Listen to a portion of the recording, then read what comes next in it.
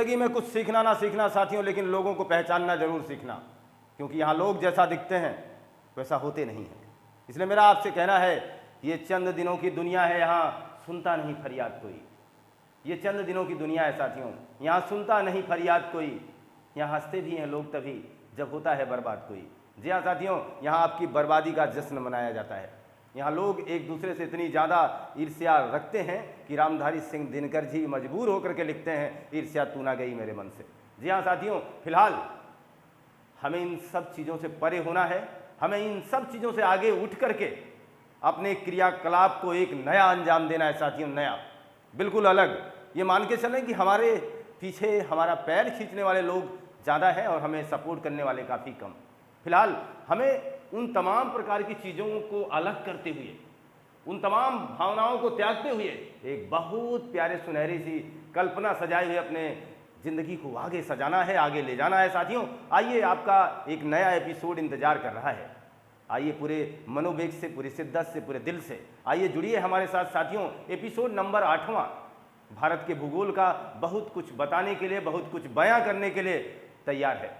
जी हाँ साथियों, हमें भी विश्वास है कि आप भी पूरी तरीके से तैयार हैं। इसी कड़ी में आज हम शुरुआत करेंगे भारत के भूगोल पार्ट 8 में, जहां स्पेशल तरीके से जो वादा किया है निभाना पड़ेगा, इसी उद्देश्य से मैं काम कर रहा हूं। और सारी चीज़ें जो आपसे आपके प्लेटफॉर्म पे मैंने बोला हुआ है, उन तमाम चीज़ों को ठीक उसी लहजे में बताने का हमारा प्रयास रहा है। हमने आपसे पिछले एपिसोड में बोला है कि हम यमुना नदी को स्पेशल तौर पे अलग से ले आएंगे, तो अलग से लाए हैं साथियों। यमुना नदी तंत्र के बारे में आज हम बहुत कुछ जानने के लिए तैयार हैं। आइए एक कड़ी से शुरुआत करते हैं, यहीं से पकड़ने का प्रयास कीजिएगा, बहुत ही सहज मामला होने वाला है साथियों। आइए हम आपको ले चलते हैं साथियों उत्तराखंड। जी हाँ, आप सोचेंगे सर हमें ऐसे सफ़र पे जाने में मज़ा आएगा, रोमांचक भरा ये सफ़र है। उत्तराखंड पहुंचा चुके हैं हम आपको। यहाँ पर एक ग्लेशियर है जिसका नाम है यमुनोत्री। यमुनोत्री नाम तो सुना होगा ना साथियों, यमुनोत्री। यमुनोत्री एक ग्लेशियर है यहाँ पर उत्तराखंड में। जी हाँ, ऐसे ही परिचय बनाया जाएगा। यमुनोत्री एक ग्लेशियर है उत्तराखंड में। हम उत्तराखंड में अगर पौराणिक गाथाओं को, पौराणिक मान्यताओं को, अपनी संस्कृति की वो पिछली पहचान को आज भी सहेजे हैं, तो यमुनोत्री का नाम सुनते ही हमारे जहन में वो बातें आती हैं कि कहीं ना कहीं ये 4 धामों में गिना जाता है। 4 धामों में साथियों, फिलहाल मैं वहीं से शुरुआत करता हूँ। यमुनोत्री हो गया और आपका गंगोत्री हो गया साथियों। यमुनोत्री, गंगोत्री, केदारनाथ, केदारनाथ और बद्रीनाथ। केदारनाथ, बद्रीनाथ, ये साथियों है उत्तराखंड के 4 धाम। गलती से आपने भारत के 4 धाम मत बताइएगा, ये हमारे उत्तराखंड के 4 धाम हैं। उत्तराखंड के 4 धाम। यह प्रश्न क्या एग्जाम में पूछा जा सकता है? हमारे स्टूडेंट साथी सबसे पहले यही मनोभाव तैयार करते हैं। तो मैं आपसे कहना चाहता हूं कि हर प्रश्न पूछा गया है, हर प्रश्न पूछा जाता रहा है और हर प्रश्न पूछा जाता रहेगा, क्योंकि आपके भारतीय संस्कृति की पहचान आपसे मिटाई नहीं जा सकती है। अतः हम वहां से प्रश्न पूछेंगे, आपकी यादों को ताज़ा करेंगे, जिससे आप इस बातों को जान पाएँ कि हमारे 4 धाम कौन से हैं और उत्तराखंड के 4 धाम कौन से हैं। ऐसे प्रश्न एग्जाम में कई बार आए हैं, तो हमने यहीं से शुरुआत की है ठीक ठाक। यमुनोत्री जहाँ की बात होगी आज, ठीक लगे हाथ मैंने बताने का प्रयास किया कि उत्तराखंड आप जाइएगा तो इन 4 धामों से होकर आइएगा। एक यमुनोत्री है, एक गंगोत्री है और एक केदारनाथ और एक बद्रीनाथ। मान्यता है कि यहाँ चारों धाम पर जाने से आपके 7 जन्म के पाप धुल जाते हैं। 7 जन्म की वो तमाम प्रकार की कहानियाँ जो भी रही हैं जाने दिया जाए। तो यमुनोत्री, गंगोत्री, केदारनाथ, बद्रीनाथ उत्तराखंड की ये 4 धाम है साथियों। और अगर हम बात करें, आपके दिमाग में भी यही भावना बन चुकी होगी, सर अगर ये आप बता ही चुके हैं तो हमें भारत के 4 धामों का नाम भी बता दीजिए। लीजिए साथियों, हम यहीं आपको बता देना चाहते हैं भारत के भी 4 धाम। इंडिया के 4 धाम कौन कौन से होंगे उन पर भी हमारा थोड़ा सा दृष्टिकोण साझा कर दिया जा रहा है साथियों। भारत के 4 धाम में देखना, केदारनाथ शामिल नहीं है, ध्यान देना, यहीं से एग्जामिनर प्रश्न बनाता है साथियों। बद्रीनाथ है पर केदारनाथ इसमें शामिल नहीं है, इस बात को ध्यान देना। बद्रीनाथ कॉमन माना जाएगा। देखना, बद्रीनाथ के बाद अगर हम बात करें तो द्वारका चले जाइए, गुजरात चले आइए साथियों। द्वारका, बद्रीनाथ तो उत्तराखंड में ही मिलेगा, कोई बात नहीं है। बद्रीनाथ, द्वारका, आप देखिएगा। जगन्नाथपुरी, ये कहाँ मिलेगा आपको? उड़ीसा में। जगन्नाथपुरी ये आपको मिलेगा उड़ीसा में। और रामेश्वरम साथियों, रामेश्वरम कहाँ मिल जाएगा आपको? तमिलनाडु में। रामेश्वरम आपको मिलेगा तमिलनाडु में। ये चीज़ ध्यान दीजिएगा। मैं आपको बताना चाहता था बद्रीनाथ द्वारका, रामेश्वरम तमिलनाडु, रामेश्वरम जो कि तमिलनाडु में है, हम याद रखेंगे बद्रीनाथ द्वारका जगन्नाथपुरी उड़ीसा में है और ये आपका रामेश्वरम तमिलनाडु में है। ये हमारे भारत के 4 धाम हैं। ये 4 धाम हमारे इंडिया के हैं, भारत के हैं। वैसे यह भी हमारे भारत में ही है, लेकिन ये किसी स्पेशल रूप से किसी एक राज्य का 4 धाम है, इस बात को ध्यान रखिएगा। उत्तराखंड के 4 धाम पूछे तो इसको अलग प्रारूप में लीजिएगा, और भारत के 4 धाम पूछे तो उसको अलग प्रारूप में लेने का प्रयास कीजिएगा। चलिए कोई बात नहीं, इस दृष्टिकोण को साझा किया जा चुका है। हमारा मसला क्या है? क्या हम इन सब चीज़ों को पढ़ने आए? नहीं, ये तो बस लगे हाथ हमने आपको बताने का प्रयास किया कि हम उसी यमुनोत्री की बात कर रहे हैं जिसे आप बचपन से सुनते आ रहे हैं। इसी यमुनोत्री ग्लेशियर के पास, इसी यमुनोत्री ग्लेशियर यानी यहीं पर एक चोटी का नाम मैं लिख दूं, उसका नाम है बंदर पूंछ या बंदर पुंछ चोटी। ये चीज़ याद रखिएगा, ये पूछा गया है कई बार। यहीं से एक नदी निकलती है साथियों, एक नदी कुछ इस तरीके से बहती हुई आएगी। इसका प्रवाह क्षेत्र मैं यूं ही जाने दे रहा हूं, देखना जरा, और इसमें कोई त्रुटि होगी तो आप उसका थोड़ा बहुत संशोधन कर सकते हैं, क्योंकि ये फिगर स्पेशल नहीं होता है। ये हमारे तरीके होते हैं समझने के, पढ़ने के, जानने के, बस और कुछ नहीं है। देखना, एक नदी निकली है जिसका नाम है यमुना, और आप ये मान के चलें इसी उत्तराखंड से, जिस नदी के बारे में इसके पहले हम लोग जिक्र कर चुके हैं, जो हमारी सबसे पवित्र नदी मानी गई, जिसका नाम है गंगा, जो कि हमारे प्रयाग में यमुना नदी से अपना संगम स्थापित कर रही है। प्रयाग यानी इलाहाबाद में। अब हम ये याद कर सकते हैं कि यमुना नदी यमुनोत्री से निकलकर अपना मुहाना गंगा नदी में प्रयाग में बनाती है। अतः यह गंगा नदी की सहायक नदी मानी जाएगी। गंगा नदी की सहायक नदी है, गंगा नदी की प्रत्यक्ष सहायक नदी है। साथ ही साथ यह भी बता दूं, यह गंगा नदी की सबसे बड़ी सहायक नदी है। देखना साथियों, गंगा नदी की सबसे बड़ी सहायक नदी कौन है? तो आप बताइएगा, यमुना सबसे बड़ी सहायक नदी है, जिसका जिक्र हम लोग कर रहे हैं, जिसके बारे में आज ये पूरा लेखा जोखा हम लेकर के आपके सामने मुखातिब हुए हैं। साथियों, इसका सीधा सीधा दृष्टिकोण है कि हम ये जान पाएंगे कि यमुना नदी के बारे में स्पेशल क्या है, यमुना नदी हमारे लिए उतना ज़्यादा महत्वपूर्ण क्यों बन जाती है। देखना, तो विदित है, पुराणों में विदित है, हमारे प्राचीन संस्कृति से लेकर के आज तक, कि गंगा के बाद अगर कहीं पवित्रता जुड़ा सबसे ज़्यादा तो यमुना नदी के साथ जुड़ा। भगवान श्री कृष्ण जी की जन्मस्थली रही, भगवान श्री कृष्ण जी यहीं खेले कूदे हैं साथियों। फिलहाल ये माना जाता है, हमारा दृष्टिकोण अब साझा हो रहा है, यहाँ बहुत कुछ बताने के लिए तैयार है हम। गंगा के समान, देखना मैं सारी बातें बोलूंगा आज आपके स्क्रीन पर। गंगा के समान पवित्र है ये साथियों, गंगा के समान, हमारे पौराणिक गाथाएं इसे गंगा के समान पवित्र नदी का दर्जा देते हैं।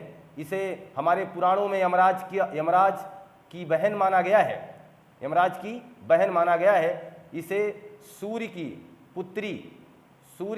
पुत्री, जैसे अब आप हिंदी पढ़ रहे होंगे तो आपको पता होगा, सूर्य तनया किसकी पर्यायवाची है? यमुना की। कई बार ये प्रश्न पूछा गया, सूर्य तनया किसकी पर्यायवाची है? यमुना की। जैसे लिख करके आए, सूर्यजा किसकी पर्यायवाची है? तो इन्हीं की। सूर्य पुत्री किसको कहा जाता है? तो यमुना को कहा जाता है साथियों। ये स्पेशल बातें आपके लिए मैं एक साथ किसी प्लेटफॉर्म पर एक साथ इतनी चीज़ें आपको नहीं मिलेंगी, ये मेरा विश्वास है।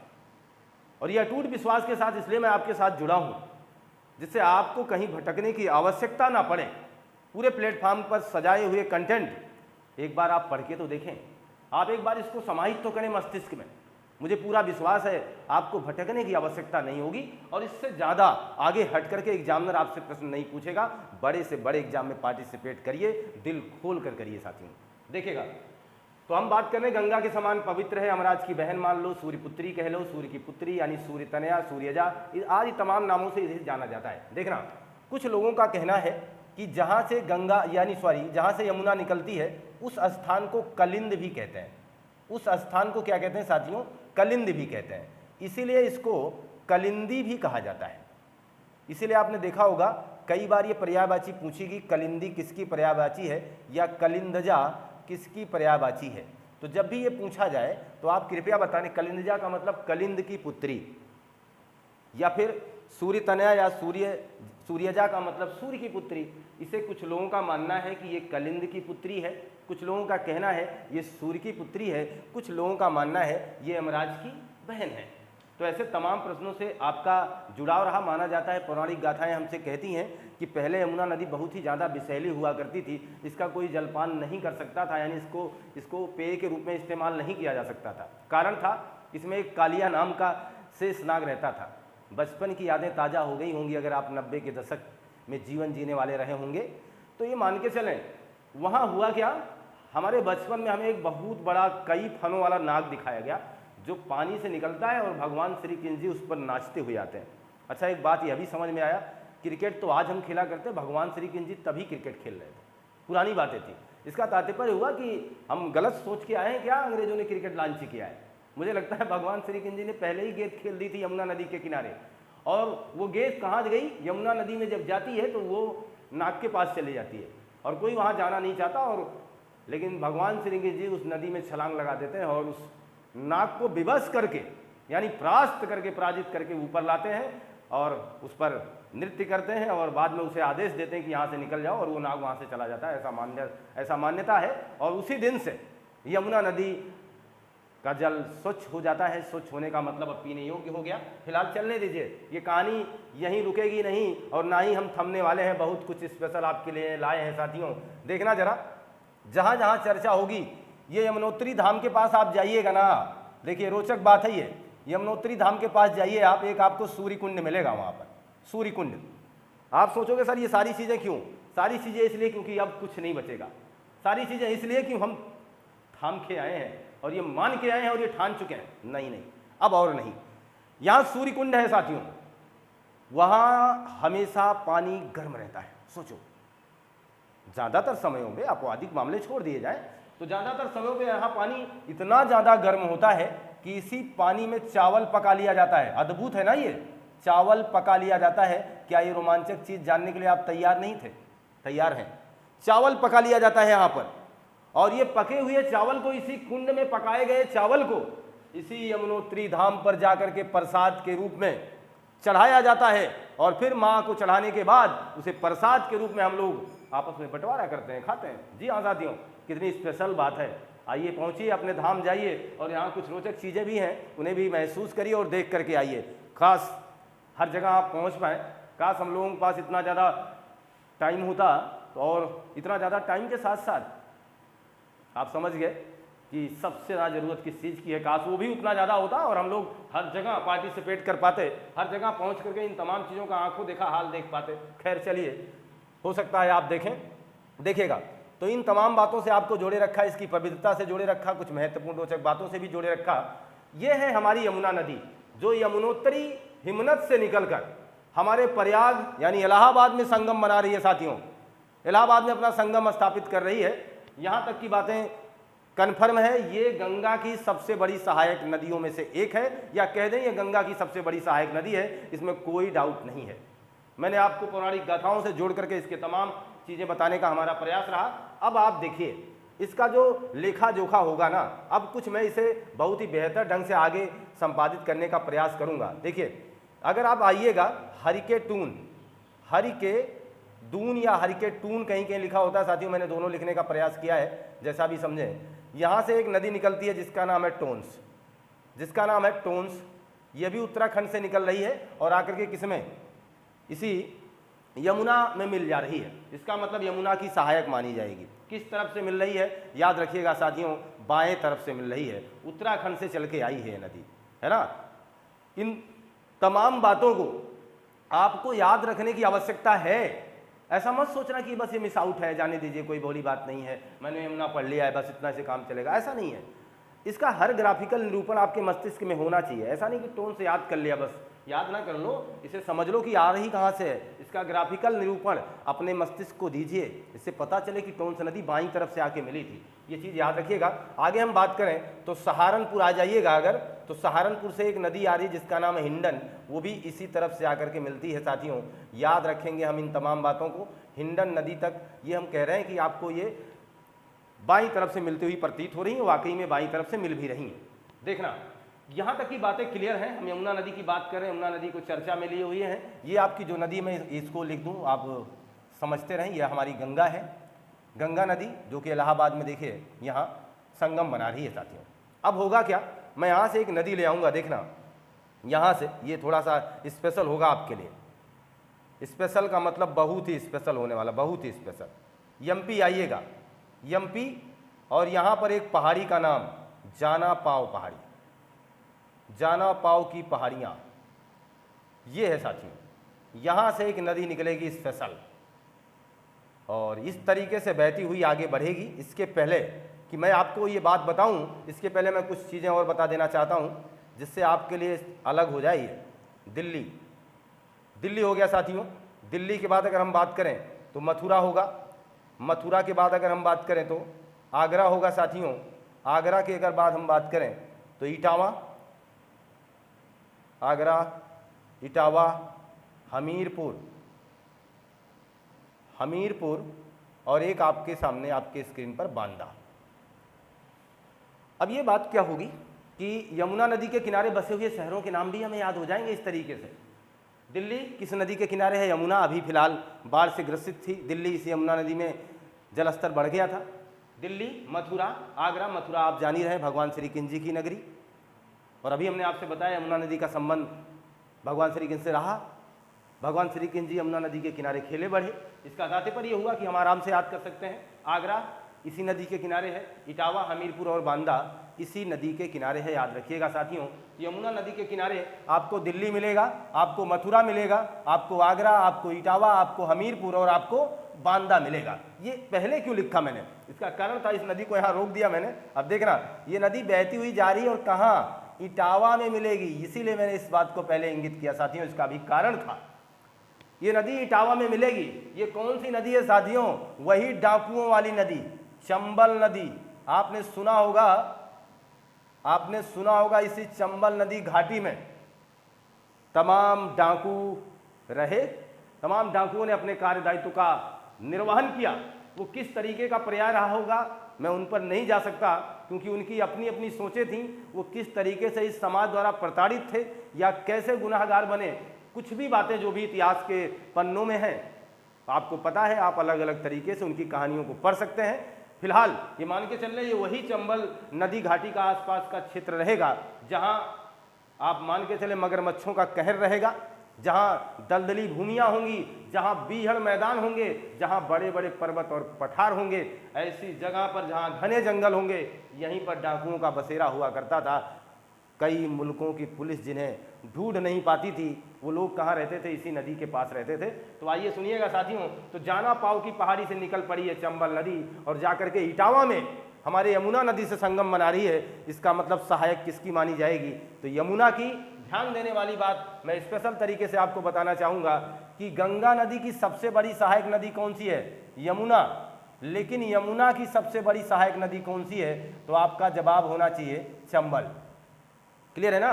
गंगा की सबसे बड़ी सहायक नदी यमुना, यमुना की सबसे बड़ी सहायक नदी चंबल, जिसकी बात हो रही है जाना पाव की पहाड़ी से निकल करके हमारे इटावा में, यूपी इटावा में आकर के यमुना नदी से अपना संगम स्थापित करती है साथियों। फिलहाल यहाँ तक का दृष्टिकोण आपको कैसा लगा? मुझे लगता है कि आपको अच्छा लगा। फिलहाल मैं और तमाम चीज़ें आपके साथ शेयर करने के लिए तैयार हूँ, बहुत ही चीज़ें आपके साथ शेयर करूँगा। देखिएगा, एक यहाँ पर पहाड़ी है साथियों, पहाड़ी है जिसका नाम है आरावली।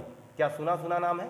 जी हाँ, आरावली दुनिया का सबसे प्राचीन पर्वत है, दुनिया का सबसे प्राचीन पर्वतमाला है आरावली। कई बार एग्जाम ने इस प्रश्न को हमारे प्रश्नोत्तर में, हमारी प्रश्न सीरीज में डालने का प्रयास किया है, कई बार पूछा है, कई बार हमारे स्टूडेंट साथियों ने इसका बेहतर जवाब भी दिया है। तो आरावली ये जो पर्वत श्रेणी है, यहीं से एक नदी निकलती है जिसका नाम वनास, और ये जाकर के यमुना में मिल जाएगी। इसका मतलब, सॉरी, चंबल में मिल जाएगी। इसका मतलब है ये किसकी सहायक मानी जाएगी? चंबल की। चंबल की सहायक नदी हुई वनास। मिल कहाँ रही देखना? चंबल में। तो प्रत्यक्ष रूप से तो सहायक नदी हुई किसकी? चंबल की। लेकिन अप्रत्यक्ष रूप से सहायक नदी किसकी मानी जाएगी? यमुना की, क्योंकि कहीं ना कहीं इसका जल यमुना नदी में जा ही रहा है ना। इस तरीके की बातों को आप समझिएगा। एग्जामिनर ऐसे प्रश्न से मुखातिब हो सकता है, ऐसे प्रश्न को तोड़ मोड़ करके वो कई बार आपसे पूछ भी सकता है। देखिएगा, तो हम बनास नदी के आसपास की बात कर चुके, आरावली से निकलती है ये, इन तमाम चीज़ों पर हमारा दृष्टिकोण रहा। देखना कुछ नदियाँ अब यहाँ से मैं निकालूंगा, जैसे आप यहाँ देखिएगा एक पठार बना लीजिए और उसका नाम अंकित कर लीजिए, मालवा का पठार, मालवा का पठार। अब यहाँ से कई नदियाँ निकलेंगी, इसलिए इसको याद करने के लिए आसान तरीका मैं देना चाहता भी नहीं हूँ अलग से, क्योंकि हम जहाँ कहीं ट्रिक स्थापित करते हैं कई बार हम लोग गलत हो जाते हैं साथियों। यहाँ से एक नदी निकलेगी जिसका नाम है छिप्रा। कौन सी नदी है? छिप्रा। छिप्रा फेमस है, छिप्रा साथियों फेमस है। छिप्रा नदी के किनारे ही बसा है उज्जैन। कई बार ये प्रश्न आपके एग्जामिनर महोदय आपसे पूछ चुके हैं साथियों, तो हमारा दृष्टिकोण आपके साथ रहेगा। अब बताना पहली बात, छिप्रा किसकी सहायक है? कह दो सर चंबल की। छिप्रा सहायक किसकी? चंबल की। लेकिन ये तो प्रत्यक्ष हुई ना, अप्रत्यक्ष रूप से किसकी? यमुना की। अप्रत्यक्ष रूप से किसकी सहायक नदी हुई? यमुना की। लेकिन ऐसे तो देखेंगे तो छिप्रा मालवा के पठार से निकलकर चंबल नदी में अपना मुहाना बना रही है, जिसका सीधा सीधा तात्पर्य यह होगा कि हम ये जान पाएंगे कि वाकई में ये जो नदी है, ये जो नदी है ये है चंबल की सहायक। फिलहाल एक बात मैं आपको और बताना चाहूँगा, कुंभ मेला यहाँ लगता है छिप्रा नदी के किनारे। कौन कौन सी नदियों के किनारे कुंभ मेला लगता है? हमारे पास स्पेस थोड़ा सा कम है, फिलहाल मैं मौखिक रूप से इन चीज़ों का उच्चारण कर रहा हूँ, साथियों ध्यान देने का प्रयास कीजिएगा। आपको पता है हमारे कुंभ मेले 4 स्थान पे लगते हैं। एक तो आप चले जाइए हरिद्वार, हरिद्वार में कुंभ मेला लगता है किस नदी के किनारे? गंगा नदी के किनारे। आप आइए हमारे इलाहाबाद, आप आइए हमारे प्रयागराज, जहाँ यमुना, गंगा और सरस्वती के संगम पर प्रयाग लगता है, कुंभ मेला लगता है। क्लियर है ना? यहाँ इन नदियों का जिक्र हुआ। और ये आप देख सकते हैं उज्जैन में कुंभ मेला लगता है किस नदी के किनारे? तो छिप्रा नदी के किनारे। और एक जगह और है, वो है नासिक, और किस नदी के किनारे? गोदावरी नदी के किनारे। तो याद रखने का प्रयास कीजिएगा साथियों, मैंने चारों बातें जिक्र कर दी हैं, आपके सामने आपके स्क्रीन पर साझा करने का प्रयास रहा है। देखना, तो ये बात रही छिप्रा नदी की। और छिप्रा नदी के बाद देखना यहाँ से एक नदी निकलेगी, कुछ इस तरीके से आएगी, जिसका नाम होगा काली सिंध। याद रखिएगा, काली सिंध, काली सिंध नदी। और इसी नदी के किनारे सवाई माधोपुर है साथियों। सवाई, ये भी प्रश्न पूछा गया है, सवाई माधोपुर किस नदी के किनारे है? तो काली सिंध नदी के किनारे है। काली सिंध किसकी सहायक है साथियों? फिगर देख के बताना। काली सिंध चंबल की तो सहायक है ना, प्रत्यक्ष रूप से, और अप्रत्यक्ष रूप से किसकी सहायक है? यमुना नदी की। फिलहाल देखना, काली सिंध के बाद आप अगर ध्यान दें तो यहीं से एक नदी और निकालिएगा साथियों, जिसका नाम है पार्वती। ये भी आके किस में मिलेगी? इसी में मिल जाएगी, जिसका नाम है पार्वती नदी। पार्वती नदी भी यहीं आकर के किस में? चंबल नदी में मिल जाती है। ये तो हुई सहायक नदी किसकी? चंबल की। और चंबल सबसे बड़ी सहायक नदी किसकी है? यमुना की। इसीलिए पूरा ये बंडल मैं लेकर के साथ चल रहा हूँ, इसलिए मैं चाहता हूँ ये पूरी बातें आप तक पहुँच जाएं आसानी से और आप समझ पाए। देखना, प्रत्यक्ष अप्रत्यक्ष का तो मामला समझ रहे हो ना आप। हम पढ़ रहे हैं स्पेशल रूप से यमुना नदी तंत्र। तो यमुना नदी में हमने देखा एक नदी आके मिलती है जिसका नाम है चंबल। वो सबसे बड़ी सहायक नदी है इसकी। लेकिन कुछ नदियाँ यमुना चंबल में अन्य प्रत्यक्ष रूप से आके मिल रही हैं, चंबल में आके मिल रही हैं, तथा उनका भी जल तो यमुना में आ रहा है। इसलिए हम लगे हाथ इन नदियों को भी देख पाए कि हमने देखा कि चंबल नदी की सहायक हुई बनास, छिप्रा, काली सिंध और पार्वती। इनको देख लिया हमने। अब देखिएगा, अब हम बात करें तो यहाँ देखिए आगे बढ़िएगा तो एक रामकुंड मिलेगा। रामकुंड ये याद कर लीजिए। एक मिलेगा आपको विंध्यन पर्वत, विंध्यन श्रेणी, और एक आपको मिल जाएगा कैमूर श्रेणी। कैमूर श्रेणी, ये सब पर्वत का चिन्ह बना दे रहे हैं हम, जिससे आपको समझ में आए कि हम क्या बात कर रहे हैं। यहाँ से एक नदी निकलती है जिसका नाम है सिंध, और ये इटावा के आसपास जाकर के यमुना में मिलती है साथियों। इसका मतलब ये प्रत्यक्ष रूप से किसकी सहायक हुई? यमुना की। और हम पढ़ क्या रहे हैं? यमुना नदी तंत्र। देखना, चंबल सहायक है, अब ये सिंध सहायक है। लगे हाथ हमने यह भी जान लिया कि चंबल में भी कुछ नदियां आके मिलती हैं, उन नदियों को अप्रत्यक्ष रूप से हम यमुना की सहायक नदी कहेंगे। ध्यान दीजिएगा, तो सिंध हो गया। यहाँ से देखिए एक नदी आएगी हमीरपुर में जाके मिलेगी, जिसका नाम है बेतवा। और यहाँ से एक नदी आएगी जो कि बांदा में जाके मिलेगी, इसका नाम है केन। मजा आया ना? इसलिए मैं इन तमाम बातों को पहले उल्लिखित किया था और हम लोगों ने लगे हाथ शहरों को भी जान लिया कि कौन कौन से शहर इस नदी के किनारे बसे हुए हैं और कौन कौन सी नदियाँ जाकर के प्रत्यक्ष रूप से यमुना में मिल रही हैं। हम पूरी तरीके से इसी नदी के साथ जुड़े हैं, ध्यान देना, हम पूरी तरीके से यमुना नदी के साथ जुड़े हैं साथियों, बाकी तो सब शाखाओं की बात कर रहे हैं। पुनः आप देख सकते हैं कि यमुना नदी यमुनोत्री से निकल करके प्रयागराज में गंगा से मिल रही है, अतः ये गंगा की सहायक है। और हम देख पा रहे हैं इसी यमुना में चंबल, सिंध, बेतवा, केन और टोंस और हिंडन नदियां आके मिल रही हैं, अतः यह यमुना की सहायक है। साथ ही साथ हमने देखा कि चंबल नदी के साथ भी कुछ नदियां संगम अपना मुहाना बनाती हैं, कुछ नदियां उसकी सहायक मानी जाती हैं, जो कि हमारी यमुना की अप्रत्यक्ष रूप से सहायक की भूमिका अदा करेंगी। उनके भी बारे में हम लोगों ने जिक्र कर लिया साथियों। तो एक मोटा मोटा फिगर हमने आप लोगों के पास पहुंचाने का प्रयास किया है और मुझे लगता है हम इसमें सफल भी हुए हैं, सफलता हमें मिल चुकी है, कोई दो राय नहीं है। जहां से हमने इस नदी की शुरुआत की और किस तरीके से मैंने इस पूरा दृष्टिकोण साझा किया है साथियों, इन बातों को याद रखिएगा। ये तमाम नदियां चंबल की सहायक हैं प्रत्यक्ष रूप से, तथा अप्रत्यक्ष रूप से यमुना की सहायक है, इसमें कोई दो राय नहीं है। देखना, ये वही चंबल नदी है जिससे कई बार प्रश्न पूछा गया है, गांधी सागर बांध। देखिए साथियों, गांधी सागर बांध किस नदी पर है? तो चंबल नदी पर। राणा प्रताप सागर बांध किस नदी पर है? राणा प्रताप सागर बांध किस नदी पर है? चंबल नदी पर है। जवाहर सागर बांध कहाँ है? जवाहर सागर बांध ये कहाँ है सर? वहाँ ही है। कोटा बैराज कहाँ है साथियों? कोटा बैराज भी चंबल नदी पर है। अच्छा, ये तो बैराज है, ये तो डैम हो गए, ये तो बांध हो गए। एक जलप्रपात पूछा गया कई बार, चूलिया जलप्रपात किस नदी पर है? तो चंबल नदी पर ही चूलिया जलप्रपात है। कहाँ मिलेगा आपको? कोटा में साथियों, कोटा राजस्थान के कोटा में मिल जाएगा। तो ये चीज़ें रही स्पेशल तौर पे, ये मान के चलें कि हम जहाँ यमुना नदी तंत्र की एक व्यवस्था को जान रहे थे और शायद हम इस पूरी व्यवस्था को समझ चुके हैं। आप इसका स्क्रीनशॉट लीजिए।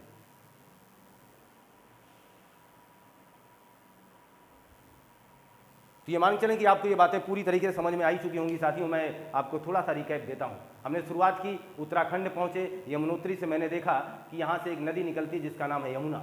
यमुनोत्री हमारे उत्तराखंड के 4 धामों में शामिल है। यमुनोत्री, गंगोत्री और क्रमशः मैंने बात भी किया केदारनाथ और बद्रीनाथ का। लेकिन हमारे भारत के 4 धाम में केवल बद्रीनाथ को शामिल किया जाता है। बाकी अन्य अन्य जगहों से, जैसे आप देख सकते हैं, मैंने लिखा भी, द्वारका, जगन्नाथपुरी और रामेश्वरम का उल्लेख मैंने किया। ये हमारे धाम हमारे लिए पवित्र रहे हैं। यहाँ से यमुना नदी निकलती है। यमुना नदी का पौराणिक महत्व हमने चर्चा किया, साझा किया है आपके साथ। साथ ही साथ मैंने बताया कि यमुना नदी गंगा की सबसे बड़ी सहायक नदी है और इसके साथ इसकी भी कुछ सहायक नदियाँ हैं, और जो इसकी सहायक नदियाँ होंगी वो गंगा की अप्रत्यक्ष सहायक नदियाँ मानी जाएंगी।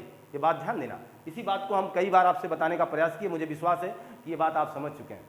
और ये कंटेंट जो आज मैंने आपको प्रोवाइड कराया यमुना नदी संबंधी तमाम बातों को शेयर करने का जो हमारा प्रयास रहा, शायद हम सफल हुए हैं। अगर ऐसा हुआ है तो कमेंट करना मत भूलिएगा, शेयर करना मत भूलिएगा साथियों। अब हमारी आपसे मुलाकात नए एपिसोड में होगी। पढ़ते रहिए, मस्त रहिए, खुशहाल रहिए। आपका दिन शुभ हो। आपको बहुत बहुत धन्यवाद।